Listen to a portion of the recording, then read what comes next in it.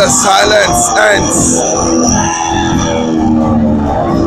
Gather above.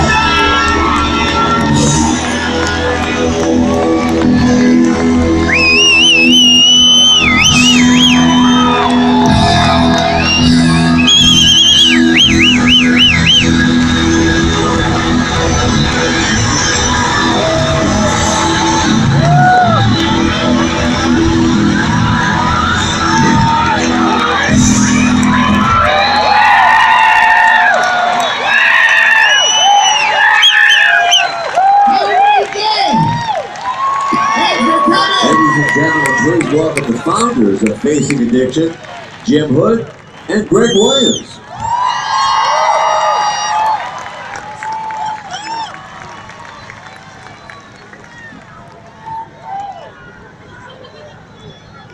Thank you, everybody. It's an honor to be here, and I'm sure I speak for Greg saying I'm glad we don't follow Joe Walsh very often. It's truly humbling to be here with you. This is quite a crowd. I'm Jim Hood. On behalf of the entire Facing Addiction team, I'd like to welcome all of you today. You do know that together we're going to make history today, right?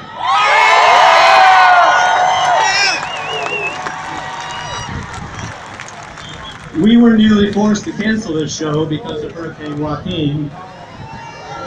But then, in one of the great metaphors of all time, one of our board members said, and I'll skip a couple words, "Are you freaking kidding me?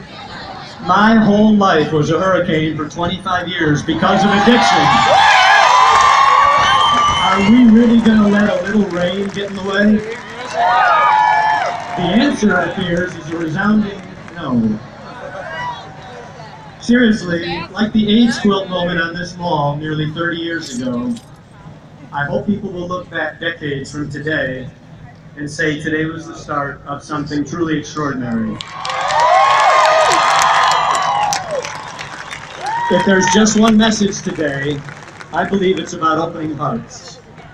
We must change the way America thinks about addiction and about those tens of millions whose lives are turned upside down by this health and human rights crisis. They are our sons and our daughters, our wives and husbands, our friends and neighbors. They are just us. And they deserve our love and our help. So let's get started. Let's go change the world. It's time, and I'm so proud to introduce my friend and partner, Greg Williams. My name is Greg Williams, and I'm a person in long-term recovery from addiction. For the last 14 years, I haven't had to pick up a drink or a drug. Look around, it's happening. October 4th is the day we changed the addiction conversation forever. Today is the day when the silence ends. Our presence here on this National Mall is not just about ending our collective silence, but it signals the beginning of a new era of accountability for our trusted servants, the people we elect up on that hill a few blocks away. No longer will we allow our congressmen to be able to ignore the voice of the 85 million Americans impacted by addictions. And it's not just our silence that has ended with our presence here on the sacred ground. Together, our movement has created the energy for a man who lives just a block away, finally to begin facing addiction with us.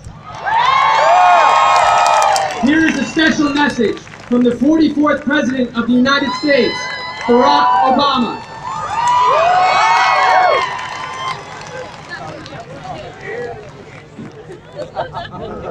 More Americans now die every year from drug overdoses than they do in car crashes. All of this takes a terrible toll on too many families in too many communities all across the country, big and small, urban and rural. It strains law enforcement and treatment programs. It costs all of us in so many different ways. And as a country, we have to keep working to reduce drug use through evidence-based treatment, prevention, and recovery. Because research shows it works. Courageous Americans show it works also, every single day. That's why the man I named to head the Office of National Drug Control Policy, Michael Botticelli, is a man in long-term recovery himself.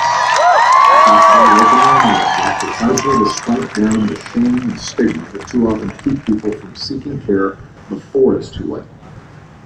This is something I'll be talking about more in the weeks to come in communities across the country, because it is a challenge President Barack Obama if we work together. addressing the people Thanks. who are gathered in this sacred place by video. Please welcome Director of National Drug Control Policy at the White House, Michael Botticelli.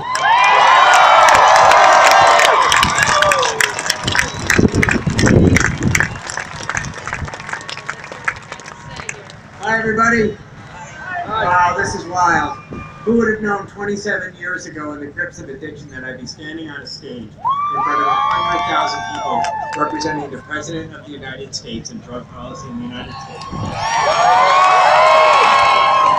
I can't tell you how excited I am to be here right now. I am amazed to see how many of you, how we are making our voices heard, that people with substance abuse disorders and people in recovery can change this conversation. Public opinion and public policy can only change when people affected by this disorder organize themselves and put a face and a name to this disease. As I have said many times, it's hard to hate up close.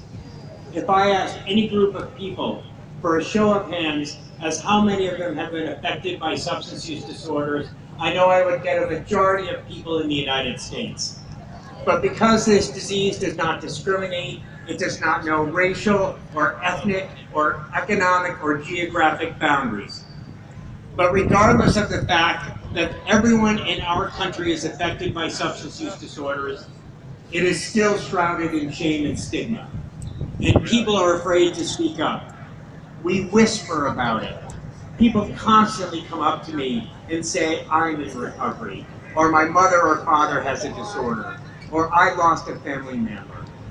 But we are here today to stop the whispering about this disease. Silence has always been our enemy. You don't allow a diabetic in kidney failure before offering them insulin.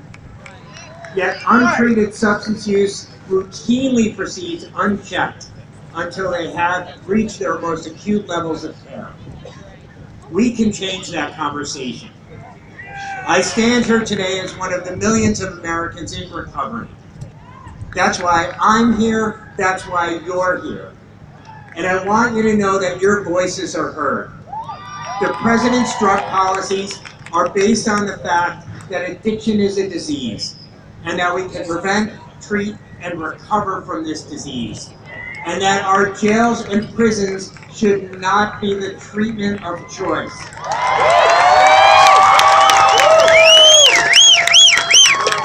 Thanks to the Affordable Care Act, more Americans have access to care and treatment. But we must and we can do better. Now, more than ever, we must continue to expand services, implement parity for coverage so that insurance companies do not discriminate against people with substance use disorders. As you just heard President Obama say, as a country, we have to keep working to reduce drug use, through evidence-based prevention, treatment, and recovery. Because research shows us that it works.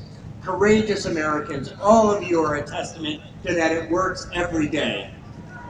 Those courageous Americans are all around us today.